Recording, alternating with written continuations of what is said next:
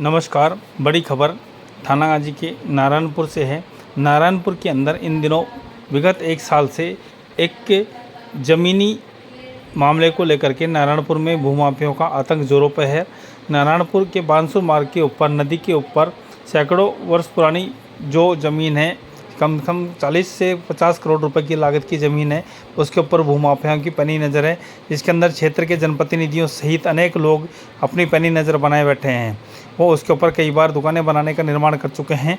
निर्माण को लेकर के ग्रामीणों में भारी आक्रोश है, क्योंकि ये भूमाफिया दलालों के साथ मिलकर के, अधिकारियों की मिलीभगत करके अपना उल्लू सीधा करना चाह रहे हैं, ज़मीन को अपने कब्जे में लेना चाह रहे हैं। इसको लेकर आज धरना प्रदर्शन किया गया। इसको लेकर के पूर्व मंत्री ने बताया, आज हमारे कार्यकर्ता और मैं स्वयं अनिश्चित काल धरने पर इसलिए बैठ गए थे कि नारायणपुर में सरकारी जमीन पर दुकान बनाई जा रही थी, जो बहुत ही इलीगल थी। अब्दुल रहमान में ये नदी नाले आते हैं। सुप्रीम कोर्ट का आदेश है कि नदी नालों में कोई अतिक्रमण नहीं किया जा सकता। नदी नाले की जमीन को किसी दूसरे यूज में नहीं ले सकते, ना उनका लैंड यूज ट्रांसफर हो सकता। तो ऐसी सूरत में हम लड़ाई लड़ रहे थे। गांव को ठेंगा दिखाकर कुछ शरारती तत्वों ने लठ के दम पर जमीन किसी ब्राह्मण परिवार को दी थी, और ब्राह्मण परिवार से जबरदस्ती एग्रीमेंट करके और लठ वालों ने इस पर कब्जा करने की सोची। सरपंच इसमें पूर्णतः लिप्त है और हमने ये अनिश्चित काल धरना दिया था। धरना इस बात का भी था कि ये सड़क निर्माण में जो डिले हो रहा है, टेंडर होने के बावजूद बानसूर की सड़कें जर्जर है। ये अपने अलवर वाला रोड पूरा टूटा हुआ, चांदपुरी का रोड कि अभी नया बनाया इन्होंने, और उसमें इतने पैसे खा गए, सारे खा गए, और वो सड़क बनी नहीं जिससे पहले टूट गई।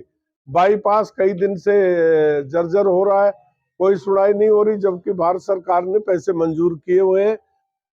8 करोड़ रुपया इसका पहले मंजूर भी हुआ था, जिसमें 5 करोड़ की लागत इन्होंने कहा कि हमने काम कर दिया और वो उठा ली। फिर हमारी शिकायत करने के बावजूद इसे पूरे लिपापोती की, लेकिन आज भी वो अधूरी है। और ये सड़क जो है राष्ट्रीय मार्ग की सड़क है, और ये दिल्ली से पैसा आया, इसका सरकार ने कहीं दूसरी जगह यूज कर लिया। तो ये हमारा नारायणपुर गांव के लोग इस बड़ी भारी असुविधा हो रही है, एक्सीडेंट हो रहे हैं, सारी बात हो रही है। तो इसको लेकर भी हमारे धरने का पार्ट है। और दूसरा, चांदपुरी वाली सड़क को भी पुनः निर्माण के लिए हमने कहा है।